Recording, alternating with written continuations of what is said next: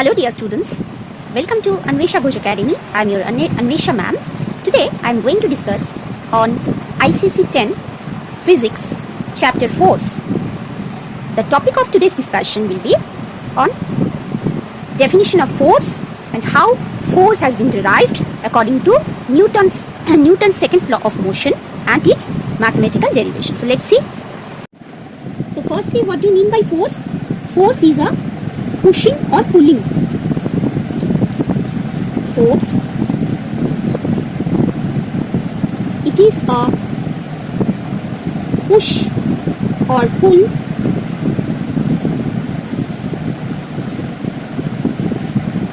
on an object.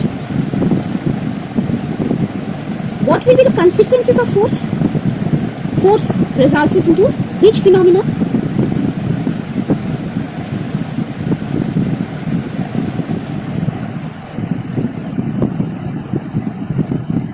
One thing should be remembered, student.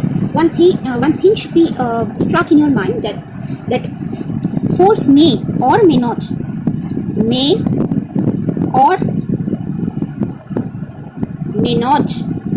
do so. Which ones?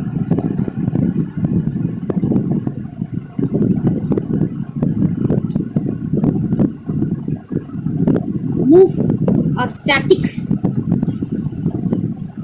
object, that means to start the motion of an object that was at the state of rest. Number 2,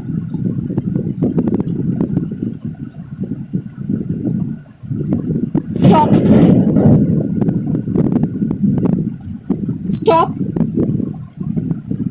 the motion of a moving object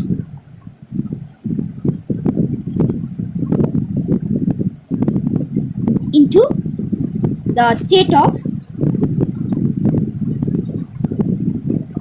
rest. Note down all of these points. Now third point,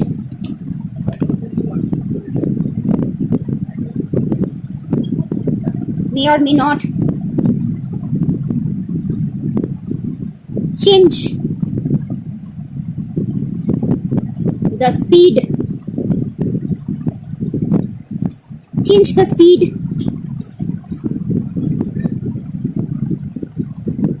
of a moving object.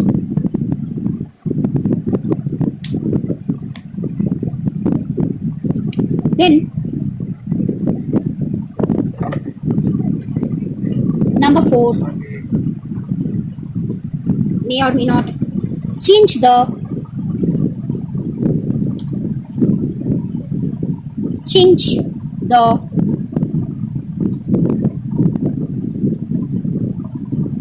direction of the motion. Some other 2 phenomena like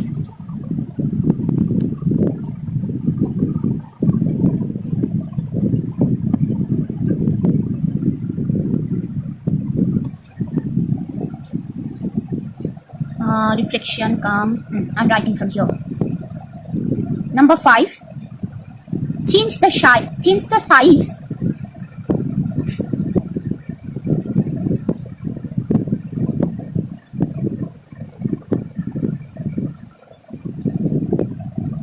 of an object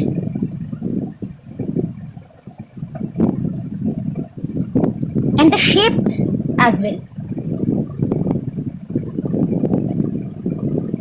Change the shape in case the object is an elastic object like rubber band, then after applying sufficient force its shape and size may get changed, and the force, if force will do work, then only motion will occur, otherwise not. Suppose I am pushing a heavy mass furniture like wooden furniture of high mass. Then after just slight magnitude of force, it generally it cannot move. because the intensity of the force is less that time. So in order to move, we must consider the mass of the object. So on the basis of that, force depends on another factor that is called momentum. And what is it? Let's see. The board work up to that you may write down after pausing it if you did not write already, or you may take screenshot to write down later.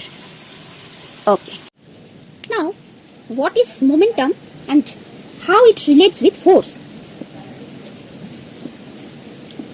Momentum. Listen, momentum and moment is not the same. Moment is a fraction of time. Some time moment, fraction of time. And momentum means the product value of mass, the product, that means the multiplied value of mass and velocity.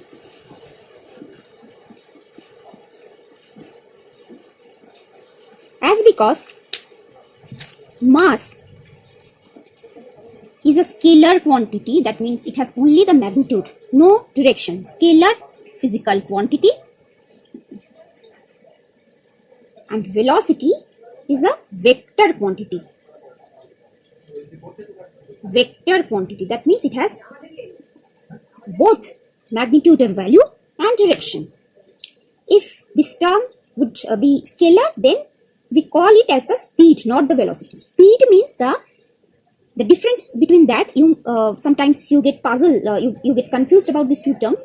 Speed means the rate of change of the distance covered. That means the distance covered per unit time interval. And velocity means the speed with a particular direction. That means the displacement, change of displacement per unit time interval. Okay, like distance is a scalar quantity and displacement vector. So similarly, speed is a scalar quantity and velocity is a vector quantity. How to remember that? Very easy. V to V, velocity vector. Just shortcut tips to memorize.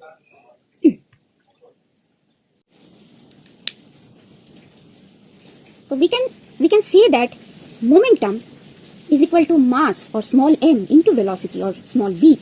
So momentum itself is a vector quantity and the direction of momentum is same along the direction of velocity. Okay, so momentum is the product of mass and velocity, and it is very much related with the term force. How it is related, we will explain in the Newton's second law. Let's see. Write down all of these or take a screenshot. Fine. The famous physicist Sir Isaac Newton proposed the three laws of motion: the first law, second law, and third law. As per the second law of Newton's second law of motion, it is stated that the force is directly proportional with the change of momentum. With the change of momentum, directional with the rate of change and of the momentum. direction of the change of momentum is same that of the applied force. So momentum means mass into velocity. So change of momentum means final momentum minus initial momentum, and rate of change of momentum means final momentum, that means mass into final velocity minus mass into initial velocity divided by the time period, time taken. That is directly proportional to force. Okay, so let's derive this expression, how it comes. One thing I should say that momentum is also denoted as P, small p. Note it down. So as per the Newton's second law of motion, the force is directly proportional to the rate of change of momentum and the direction of it is same along the applied force. Same like the direction of the applied force. So if force is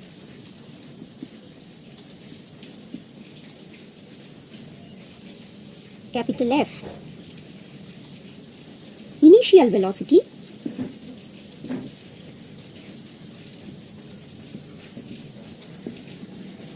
is equal to small u, final velocity is equal to small v, and the mass of the object small m. Let we consider this. So as per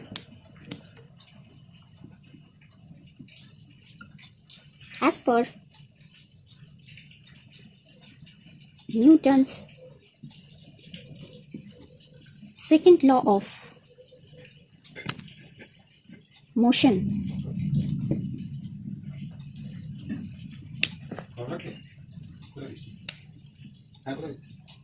F is directly proportional to sign of proportionality is that directly proportional to the rate of change of the momentum. That means the change of momentum, suppose the time interval, one thing I have forgotten to write, force F, time interval is equal to t, small t.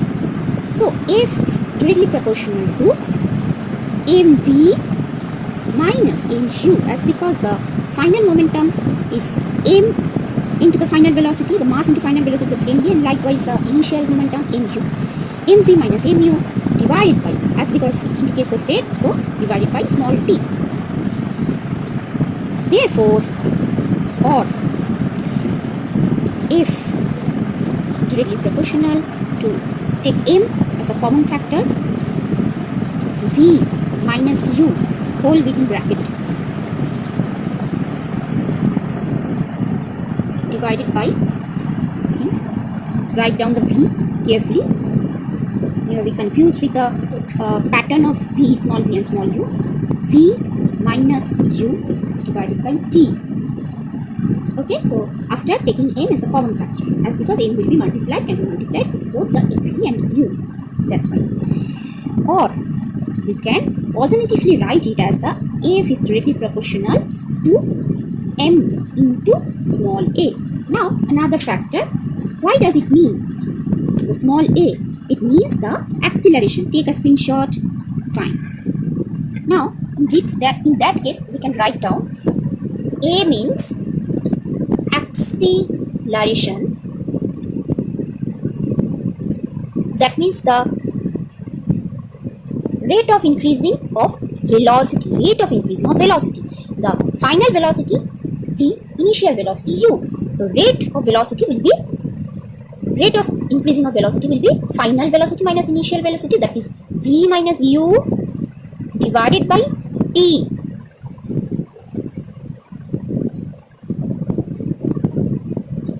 As this. So we can write down also F is directly proportional to the product of mass and acceleration. So that will be another derived expression coming from Newton's second law. Write down all of these or take a screenshot. Fine. As it has been derived as F is equal to ma, or alternatively we can write this expression as P is equal to mf, small f, where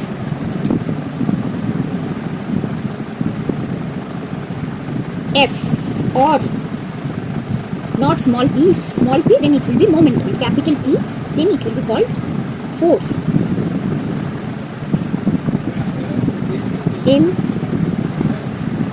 mass of the object, and small a or small f is the acceleration.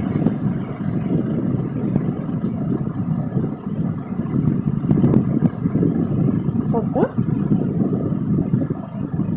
object. I am repeating, F is equal to ma or P is equal to mf, where F is equal to P is equal to the force applied, m is equal to mass of the object, and small a is equal to small f is the acceleration of the object. Now what will be the SI unit of force? We know the SI unit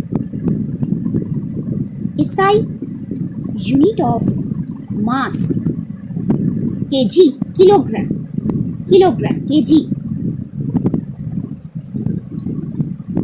and SI unit of acceleration,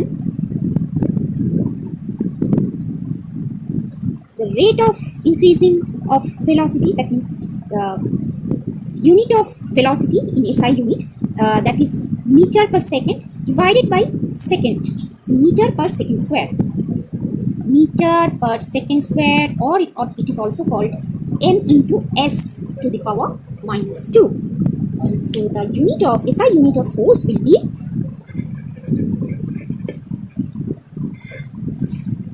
Thus today we have learned the definition of force, the effect or consequences of force, the relationship between force and momentum as per Newton's second law, its mathematical derivation, and the SI unit, the international system of standard unit of force.